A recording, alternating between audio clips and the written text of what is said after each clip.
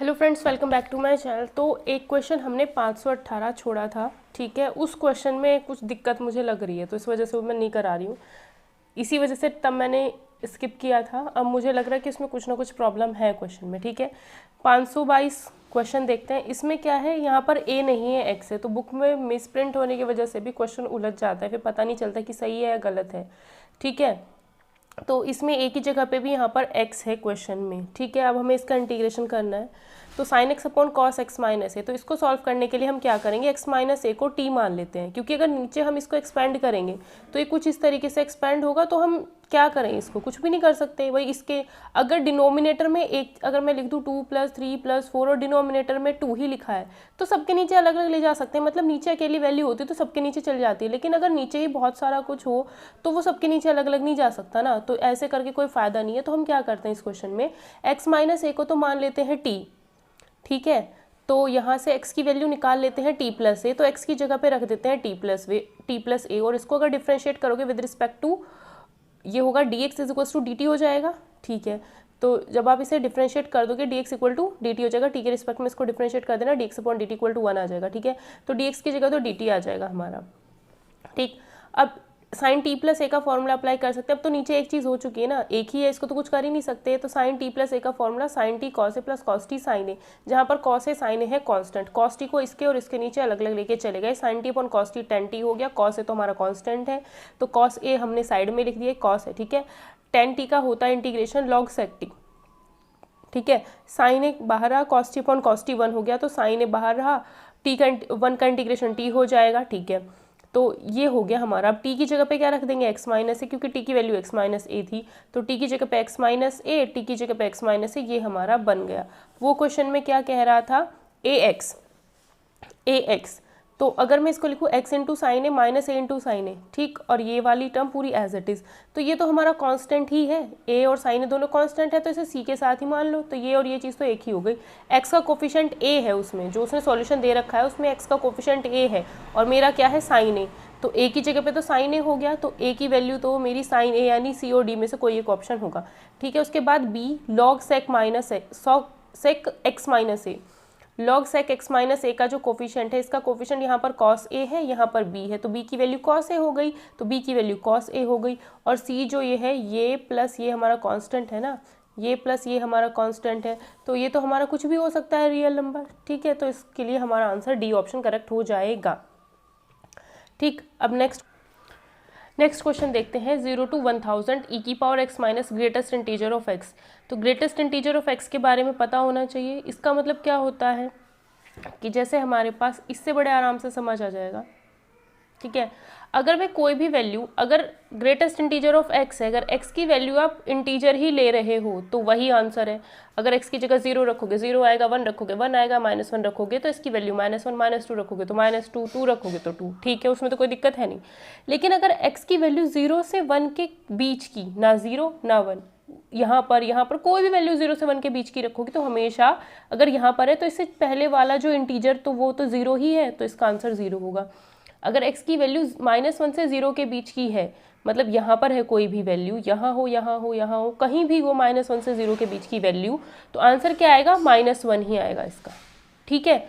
हमें बस जो भी, अगर कहेगा 1.2 तो 1.2 से छोटा इंटीजर कौन होता है, 1, तो 1 आंसर हो जाएगा।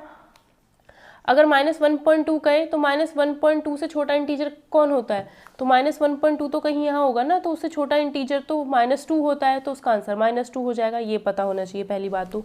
अब हम इसे कैसे इंटीग्रेट करेंगे, 0 to 1000 e की power x minus greatest integer of x। तो हमने क्या किया, 0 to 1, 1 to 2, 2 to 3, 3 to 4 ऐसे ब्रेक कर लिया। क्यों, क्योंकि 0 to 1 के बीच में तो 0 से 1 के बीच की कुछ भी वैल्यू x की जगह पे रख लेना, 0 ही मिलेगी हमेशा, है ना। 0 से 1 के बीच की वैल्यू कुछ भी रखोगे तो 0 ही तो मिलेगा हर बारी। यहाँ पे देख सकते हो भाई, 0 से 1 के बीच की कुछ भी वैल्यू रखो 0, फिर 1 से 2 में ब्रेक किया, 1 से 2 के बीच की वैल्यू कुछ भी रखोगे 1 मिलेगा, ऐसे 2 से 3 के बीच की कुछ भी वैल्यू रखोगे तो 2 ही मिलेगा। तो 0 to 1, 1 to 2, 2 to 3, 3 to 4 ऐसे करते करते लास्ट में 999 to 1000 तक हमने इसको ब्रेक कर दिया, ठीक है। अब क्या किया, ये कैसे बना भाई, 0 से 1 के बीच की कुछ भी वैल्यू रखोगे इसकी वैल्यू 0 आएगी, ये तो x ही रहेगा, ठीक है। 1 से 2 के बीच की वैल्यू कुछ भी रखोगे तो इसकी वैल्यू क्या हो जाएगी, क्या हो जाएगी, 1 आनी चाहिए ना, 1 कैसे आएगी इसकी वैल्यू, 1 कैसे आएगी, मतलब इसका मतलब हो गया x माइनस, इसका मतलब क्या हो गया 1, ठीक है। अगर 2 से 3 के बीच की कोई भी वैल्यू रखोगे तो इसकी वैल्यू 2 ही आएगी, तो यहाँ पे 2 लिख दिया। 3 से 4 के बीच की कुछ भी वैल्यू रखोगे तो इस ग्रेटेस्ट इंटीजर x की वैल्यू 3 ही आएगी, तो 3 रख दिया। 999 to 1000 के बीच की कोई भी वैल्यू रखोगे तो इसकी वैल्यू क्या आएगी, 999 आएगी, ठीक है। अब इसका इंटीग्रेशन कर दो, e की पावर x का इंटीग्रेशन 0 to 1 में e की पावर x ही आएगा, 0 to 1 लिमिट अप्लाई कर देंगे। e की पावर x माइनस 1 का इंटीग्रेशन e की पावर x माइनस 1 ही आएगा, 1 to 2 लिमिट अप्लाई कर देंगे। बाकी सबका ऐसा ही होगा, e की पावर x माइनस 999 का इंटीग्रेशन e की पावर x माइनस 999 ही होगा, 999 से 1000 लिमिट अप्लाई कर देंगे। इसमें लिमिट अप्लाई करेंगे तो e माइनस 1 आएगा, 1 रखोगे फिर 0, e की पावर 1 माइनस, यहाँ पे भी क्या आएगा e माइनस 1, यहाँ पर भी e माइनस 1, e माइनस 1, यहाँ पे भी करोगे तो e माइनस 1 ही आएगा। आप लिमिट अप्लाई करके देख लेना खुद ही, ठीक है। तो अब क्या होता है इस क्वेश्चन में, भाई अगर 1 2 3 लास्ट में 1000, तो एक तो e यहाँ से मिलता है, एक यहाँ से, एक यहाँ से, एक यहाँ से, ऐसे करते करते 1000 वाले तक मिलेंगे, मतलब टोटल 1000 e मेरे को मिलने हैं। तो 1000 e तो ये हो गया, -1 एक यहाँ से, एक यहाँ से, एक यहाँ से, एक यहाँ से, ऐसे करते करते एक यहाँ से, तो 1 नंबर, 2 नंबर वाले में से एक मिलेगा, 3 नंबर वाले में से एक मिलेगा, ऐसे करते करते 1000 वाले में से एक, तो -1 भी मिलेंगे, कितने मिलेंगे 1000 ही मिलेंगे। तो आंसर क्या हो जाएगा, 1000 कॉमन ले लो, e माइनस 1 आंसर हो जाएगा। तो ये आंसर हो जाएगा 1000 e माइनस 1, यानी सी ऑप्शन इसका करेक्ट आंसर हो जाएगा। वीडियो पसंद आए तो लाइक शेयर सब्सक्राइब करना मत भूलना। क्वेश्चन नंबर 27 देखते हैं, x² e की पावर x का इंटीग्रेशन करना है। तो वही आइलेट आपको पता होगा, आइलेट इनवर्स ट्रिग्नोमेट्रिक फंक्शन आ जाए पहले तो उसको फर्स्ट फंक्शन मानना है। एल को लॉग वाला फंक्शन कहते हैं, ए मतलब एल्जेब्रा, टी मतलब ट्रिग्नोमेट्रिक, आई मतलब ई मतलब एक्सपोनेंशियल। तो आइलेट आपको याद रखना होगा, बता रखा है मैंने, इंटीग्रेशन की काफ़ी सारी वीडियोस ऑलरेडी पड़ी हुई हैं चैनल पर, प्लेलिस्ट जा करके देखोगे, उसे ही देख लोगे तो बहुत कुछ आपको समझ आ जाएगा उससे, ठीक है। तो प्रोडक्ट रूल हम कैसे अप्लाई करते हैं, तो इसमें ए पहले है, ई बाद में है। ए मतलब एल्जेब्रा, तो ये एल्जेब्रा है, एल्जेब्रा वाले को हमने फर्स्ट फंक्शन मान लिया। ई मतलब एक्सपोनेंशियल, इसको हमने सेकंड फंक्शन मान लिया। जो पहले आएगा उसे फर्स्ट, जो बाद में आएगा उसको सेकंड। अगर किसी में लिखा हुआ है tan इनवर्स x और इसकी इंटू x² से कर रखी है, तो इनवर्स ट्रिग्नोमेट्रिक इसको फर्स्ट मान लेंगे और x² एल्जेब्रा वाला इसको सेकंड मानेंगे, ठीक है। तो इनवर्स ट्रिग्नोमेट्रिक पहले आई पहले आया ना, तो आई का मतलब ये वाला फंक्शन इनवर्स ट्रिग्नोमेट्रिक, इसको फर्स्ट मान लेंगे और ए बाद में आया है तो अलजेब्रा वाला सेकंड मान लेंगे, ऐसे करते हैं, ठीक है। तो कैसे करेंगे भाई, इसको हमने फर्स्ट फंक्शन मान लिया, तो first function as it is, second का इंटीग्रेशन ये ही आएगा, माइनस फर्स्ट का डिफरेंशिएशन ये आ गया, सेकंड का इंटीग्रेशन ये आ गया, और फिर इन दोनों का इंटीग्रेशन कर देते हैं दोबारा, ठीक है। तो ये तो ठीक है। अब 2 हमने यहाँ से बाहर ले लिया, अब ये क्या हो गया, 2 तो बाहर ले लिया, x e की पावर x का फिर से इंटीग्रेशन करना पड़ेगा, तो वही चीज़ अप्लाई होगी, ये फर्स्ट ये second, first function as it is, second function e की पावर x था उसका इंटीग्रेशन वही हुआ, माइनस फर्स्ट फंक्शन x उसका डिफरेंशिएशन 1 हो गया, e की पावर x सेकंड फंक्शन उसका इंटीग्रेशन e की पावर x ही हो गया, और फिर इसका इंटीग्रेशन दोबारा करेंगे तो e की पावर x ही आना है, तो 2 से इसकी इंटू और -2 से यहाँ पर भी इंटू कर दी, ये हो जाएगा। अब यहाँ से कह सकते हैं कि ये हमारा इसका आंसर हो जाएगा x² e की power x minus 2x e की पावर x प्लस 2 e की पावर x, यानी ये हो जाएगा x² minus 2x plus 2 e की पावर x कॉमन ले लोगे तो ये डी ऑप्शन इसका आंसर बन जाएगा। नेक्स्ट क्वेश्चन में कह रहा है x is equals to T दे रखा है, तो x इक्वल टू टी दे रखा है, तो एक बार डिफ्रेंशिएट कर दो x का विद रिस्पेक्ट टू t 1, तो dx अपॉन dt कितना हो जाएगा 1, 1 का स्क्वायर कितना होगा 1 ही हो जाएगा, ठीक है। y equal to log cos t, y equal to क्या है लॉग कॉस टी, तो d y upon d t अगर यहाँ से करोगे तो कितना आएगा 1 अपॉन कॉस टी, और कॉस टी का डिफरेंशिएशन माइनस साइन टी, तो कितना हो जाएगा -10t, तो 1 प्लस टेन, इसकी जगह पे -10t रखेंगे तो tan square T, 1 plus ten square होता है सेक स्क्वायर का अंडर रूट सेक हो गया, 0 to π/4 लिमिट जा ही रही थी, तो सेक टी का इंटीग्रेशन क्या होता है log sec x plus tan x, log sec t का इंटीग्रेशन होगा log sec t plus tan t, ठीक है। 0 to π/4 लिमिट, जब π/4 यहाँ रखोगे और यहाँ पर रखोगे, ठीक है, और जब 0 यहाँ रखोगे तो 1 आएगा, 0 यहाँ रखोगे 0 ही आएगा, और फिर log 1 ही है तो 0 ही होगा, तो इधर वाला पोर्शन तो 0 हो गया। sec π/4 की वैल्यू √2 होती है, tan π/4 की वैल्यू 1 होती है, और ये तो log 1 0 ही आना है, इसे तो हटा ही दो, ठीक है। तो 2 ये हो गया हमारा log √2 + 1, तो आंसर हो जाएगा log √2 + 1, यानी हमारा आंसर है ए ऑप्शन, इसका करेक्ट आंसर हो जाएगा log √2 + 1। उसके बाद क्वेश्चन दे रखा है हमें sin square into cos square, ठीक है। तो नीचे sin square into cos square दे रखा है, तो क्या करोगे इस क्वेश्चन में, sin square into cos square, तो ऊपर हमने 1 मान लिया, 1 को लिख सकते हो sin square plus cos square, sine square के नीचे इसको अलग लेके चले जाओ, कॉस स्क्वायर के नीचे इसको अलग लेके चले जाओ, तो sin square upon sine square cancel, 1 upon cos square sec square, cos square से cos square cancel, cos square 1 upon sine square cosec square, sec square का इंटीग्रेशन tan x होता है, कॉसेक स्क्वायर का इंटीग्रेशन माइनस कॉट x होता है, तो tan x minus cot x इसका answer हो जाएगा, यानी इसका आंसर हो जाएगा हमारा D option, tan x minus cot x। उसके बाद कहा है 530 क्वेश्चन, ये सब एनसीईआरटी अच्छे से पढ़ोगे तो वहीं से क्लियर हो जाएंगे, मैंने करा भी रखे हैं, ये सब इंटीग्रेशन की पूरी प्लेलिस्ट पढ़ा रखी है अच्छे से, ठीक है, तो देख सकते हो, उससे बहुत हेल्प मिलेगी। x³ अपॉन x + 1, इसका इंटीग्रेशन करना है, तो होता क्या है, जब भी नीचे देखो, ऊपर तो पावर 3 है x की, नीचे जो पावर है वो 1 है, सबसे बड़ी पावर, नीचे x कौन है जिसकी पावर सबसे बड़ी है, ये है 1 ही है, उसकी पावर ऊपर 3 है, तो जब भी नीचे डिनोमिनेटर में डिग्री हमें कम मिल रही है, ऊपर ज़्यादा मिलती है डिग्री, तो पहली बात तो डिवाइड करना पड़ता है, ठीक है। तो हमने क्या किया, x + 1 से x³ को डिवाइड कर देंगे, ठीक है, या तो डिवाइड कर लो, या फिर इसमें एक काम आप और भी कर सकते हो, क्या कि x³ जो था मैंने उसको लिखा x³ + 1 - 1, इसके साथ +1 - 1 कर दिया, +1 को साथ ले लिया, ठीक है। x³ + 1 का फॉर्मूला क्या होता है, x + 1 x² + x + 1 - 1 अलग अपॉन में x + 1 था, अब इसके नीचे इसको कर दिया, इससे ये कैंसिल हो गया, तो x² + x + 1 तो हो गया अलग, अब 1 अपॉन x + 1 अलग आ जाएगा, तो ये आ गया, ठीक है। इसका इंटीग्रेशन करोगे x³ upon 3 x² upon 2 x आ जाएगा, -1 अपॉन x + 1 का इंटीग्रेशन क्या हो जाएगा, -log x + 1, तो आंसर हो जाएगा हमारा इसका x + x² / 2, ठीक है, बी ऑप्शन इसका आंसर होगा हमारा, क्योंकि सब कुछ पॉजिटिव ही आएगा। 1 मिनट, सॉरी, यहाँ पर आपका नेगेटिव होगा, ठीक है, x³ + 1 का फॉर्मूला यहाँ पर नेगेटिव, मतलब यहाँ पर नेगेटिव, मतलब यहाँ पर नेगेटिव, ठीक है, यहाँ पर नेगेटिव, तो इसका आंसर हमारा कौन सा होगा, x³ अपॉन 3 तो पॉजिटिव होना चाहिए, ये रहा और ये रहा, x² अपॉन 2 नेगेटिव, तो x² अपॉन 2 इस ऑप्शन में नेगेटिव है, इन दोनों में पॉजिटिव है, प्लस का x और माइनस का log x + 1, तो सी ऑप्शन इसका आंसर हो जाएगा, ठीक है।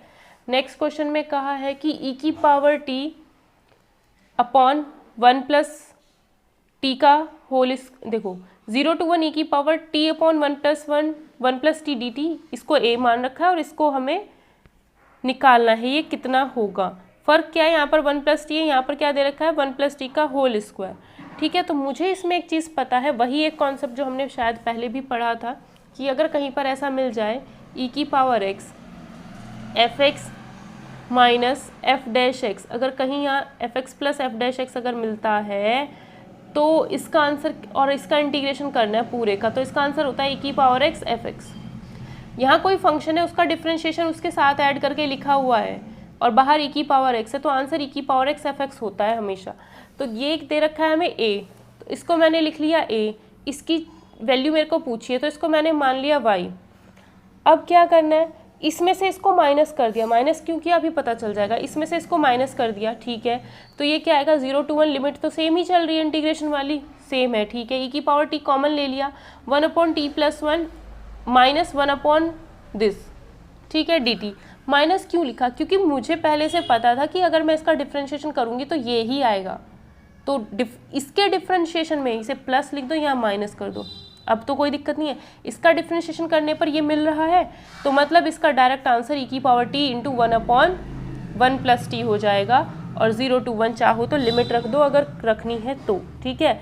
और ये क्या किया हमने, a - y, a - y, मुझे तो y की वैल्यू निकालनी थी, तो y को इधर लेके चले गए, इस पूरे को उठा करके इधर लेके आ गए, तो y की वैल्यू यहाँ से ये हो गई, 1 रखोगे तो 1 रखा, e⁻1 अपॉन 1 + 1, 0 रखोगे तो 0, यहाँ पे 0, ये आएगा 1, ये आएगा 0, यानी 1 हो जाएगा पूरा। तो आंसर कितना आया, e/2, a - e/2 + 1, a - e/2 + 1, a - e/2 + 1, B option इसका आंसर हो जाएगा। The area of the reason bounded by the curve, this curve और दिस कर्व से बाउंडेड जो भी हमें रीजन का एरिया निकालना है वो कैसे हम निकालेंगे, ठीक है। y = x² आपको पता होना चाहिए कि हमारे पास पैराबोला जो होती है ना, उनकी इक्वेशंस पता हो, पैराबोला की मैंने कुछ वीडियोस करा रखी हैं, आप जा करके देखोगे तो वहाँ से आपको वो चीज़ पता चल जाएगी। अगर y equal to x square है ना, तो y की पावर 1 है और पॉजिटिव है, तो y की पावर 1 पॉजिटिव इधर ही तो होगा, तो ऐसे बना देना।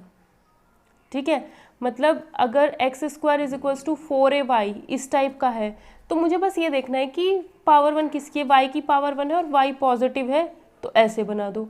अगर y नेगेटिव होता तो सॉरी ऐसे बना दो, अगर y नेगेटिव होता तो नीचे की साइड बना देते उसको। तो बस ये देखो कि इसमें y equal to x square है, y की पावर 1 है, मतलब y एक्सिस होगी, पॉजिटिव है तो पॉजिटिव y एक्सिस होगी। ठीक है, तो ये हुआ y की पावर 1 और पॉजिटिव है, तो यानी पैराबोला ऐसा बनेगा, क्योंकि ये जो होते हैं हमारे पैराबोला की ही इक्वेशन होते हैं। X square equal to 4ay, y square equal to 4ax, plus minus और लगा लो, इनमें 4 बन जाते हैं, करा रखा है मैंने, यूट्यूब पे वीडियो जा करके देख सकते हो। ठीक है, अब क्या है, उसने कहा है y इक्वल टू 4 और y equal to x square, तो y equal to x square तो मेरा ऐसे बनेगा, y इक्वल टू 4 मतलब ये होगी लाइन, y इक्वल टू 4 तो ये होगी। तो दिख रहा है कि ये कर्व और ये y इक्वल दोनों कट कर रहे हैं, लाइन और कर्व। तो अगर मैं y को 4 यहाँ रख दूँ तो x की वैल्यू प्लस माइनस 2 आएगी, तो यानी x की वैल्यू प्लस माइनस 2। तो ये क्या हो जाएगा, अगर मैं यहाँ से एक परपेंडिकुलर डाल दूँ ऐसे करके, तो ये मेरा +2 0 हो जाएगा, और यहाँ से अगर मैं परपेंडिकुलर डालूँ तो -2, क्योंकि दोनों का जो इंटरसेक्शन पॉइंट है उसमें x की वैल्यू प्लस माइनस 2 आ रही है। अगर इस इक्वेशन में x की वैल्यू 2, y की वैल्यू 4 रखती हूँ, तो x की वैल्यू प्लस माइनस 2 आ रही है, मतलब प्लस माइनस 2 4 पॉइंट पर दोनों इंटरसेक्ट कर रहे हैं। तो ये जो पॉइंट है -2 4 है, और ये जो पॉइंट है +2 4 है। ठीक है, तो ये मुझे पता चल गया। मुझे तो ये वाला एरिया निकालना है, इस line y equal to 4 line और y equal to x square, मतलब ये वाला एरिया मेरे को सारा निकालना है। तो इसके लिए मैं क्या करूँगी, देखो हम क्या करेंगे, ये तो रेक्टेंगल बन रहा है, ये वाली टोटल डिस्टेंस कितनी होगी भाई, 2 इधर है 2 इधर 4, और ये कितनी है 4। तो इसका जो एरिया हो जाएगा वो क्या हो जाएगा, या फिर ऐसा करो कि आधे का निकाल के डबल कर दो, वो भी कर सकते हो। ठीक है, तो आधे का निकाल लो, क्योंकि देखो इधर भी 2 है इधर भी 2 है, जितनी चीज़ ये बनी हुई है इधर सेम ही तो कॉपी पेस्ट हो रखा है इधर, वही तो चीज़ें, तो आधे का निकालते हैं। ठीक है, तो ये डिस्टेंस 2 है, ये 4 है, तो इसका एरिया क्या हो जाएगा, ये पूरा का पूरा 4 दूनी 8, तो 8 तो हो गया ये। ठीक, अब उसमें से ये वाला एरिया घटा दो, कौन सा भाई, ये वाला एरिया घटा दो, इसको मैं डार्क कर देती हूँ, ये वाला एरिया डार्क वाला मैंने माइनस करना है, तो मेरे पास ये वाला एरिया आ जाएगा, फिर उसका डबल कर देंगे। तो ये वाला एरिया अगर निकालना है तो इंटीग्रेशन 0 to 2 क्या करना है, यहाँ पर छोटी सी स्ट्रिप ली, ये दिखे हल्की हल्की दिख रही होगी, छोटी सी स्ट्रिप, तो ये जो छोटा सा पार्ट है, मतलब ये जो लाइन है उसमें मैंने छोटी सी ऐसे स्ट्रिप ले ली, और ये dx, तो ये छोटा सा पार्ट मैंने यहाँ से यहाँ तक का dx लिया है।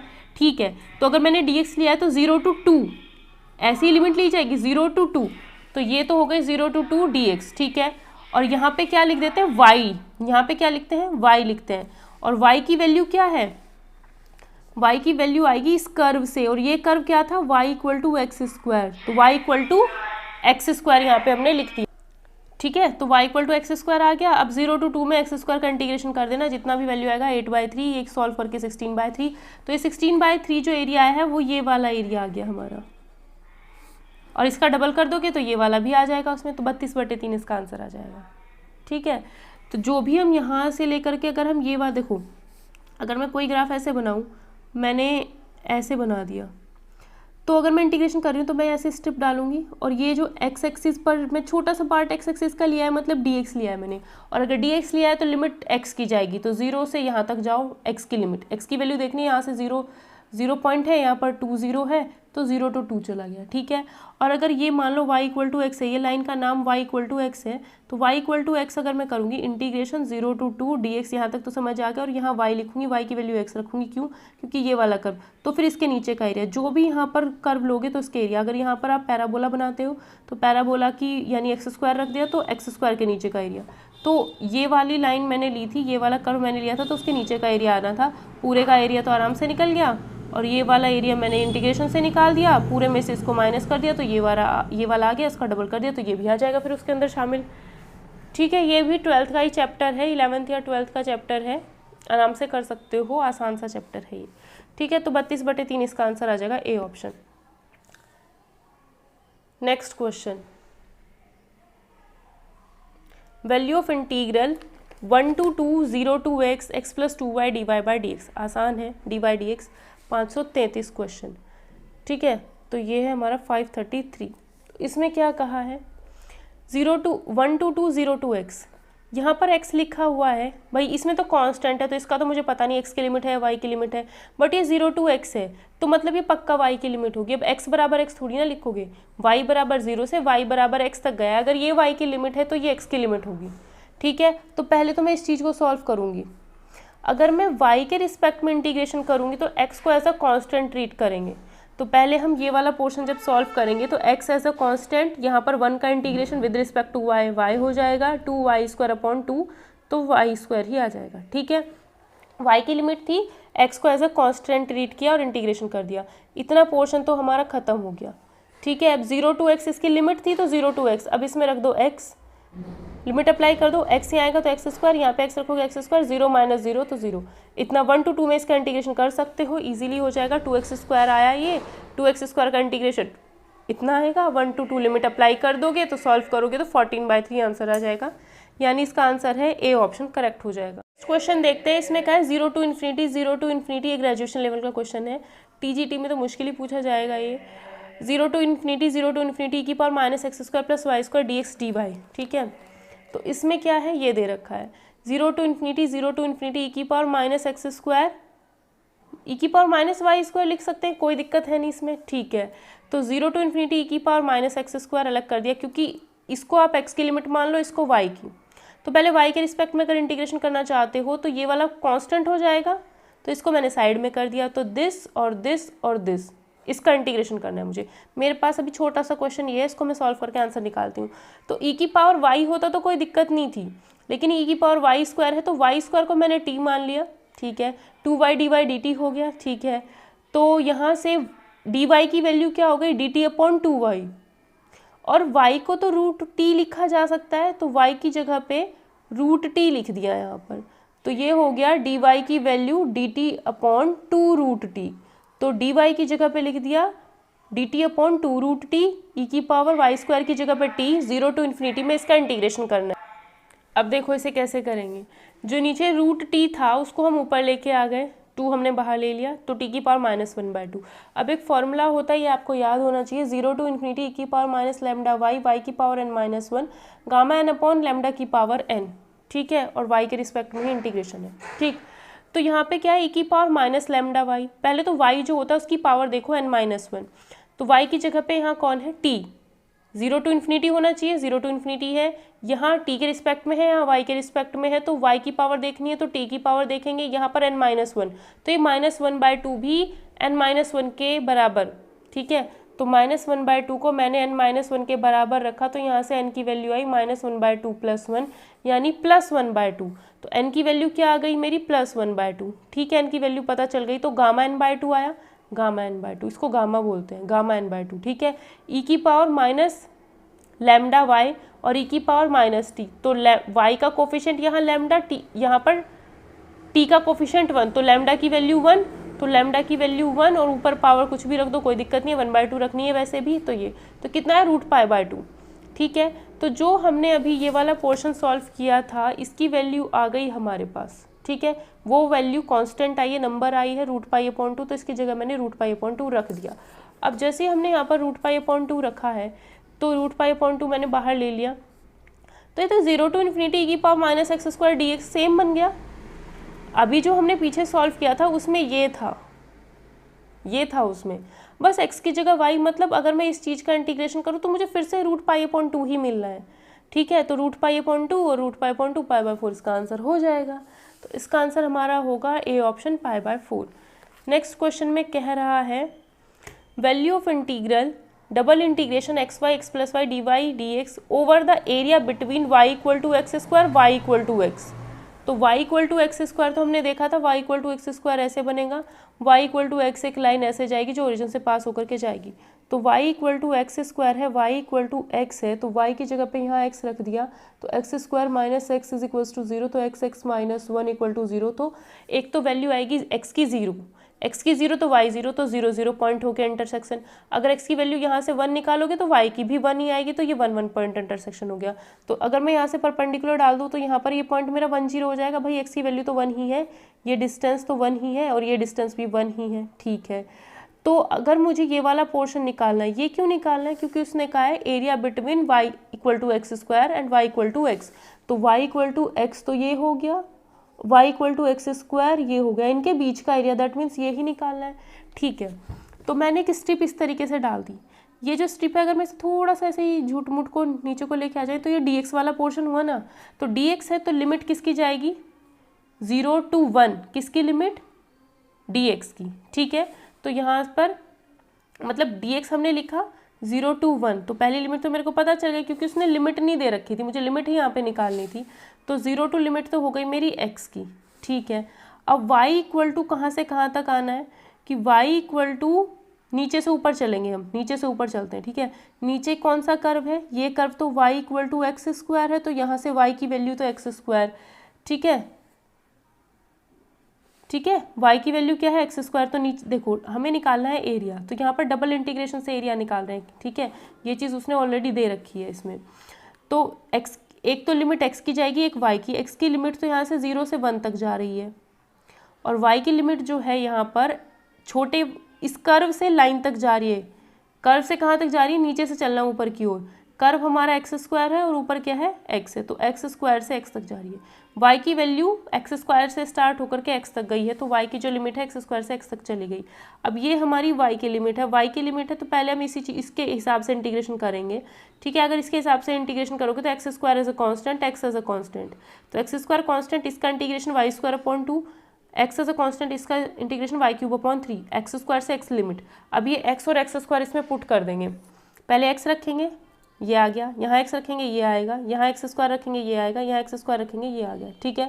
फिर एक्स की पावर 4 इस पूरे को सॉल्व कर लेना है, सिंपल सॉल्व हो जाएगा। एक्स की पावर 4/2, एक्स की पावर 4/3, एक्स की पावर 6/2, एक्स की पावर 7/3, ठीक। एक्स की पावर 4 4 वाले हैं तो ये 5 एक्स की पावर 4/6। अब 0 to 1 में एक्स के रिस्पेक्ट में अब इंटीग्रेशन कर दो, क्योंकि डी एक्स है, ये एक्स की लिमिट है। एक्स के रिस्पेक्ट में इंटीग्रेशन करोगे तो 5 एक्स की पावर 5/20, एक्स की पावर 7/7, एक्स की पावर 8/8 आएगा, तो ये आ गया।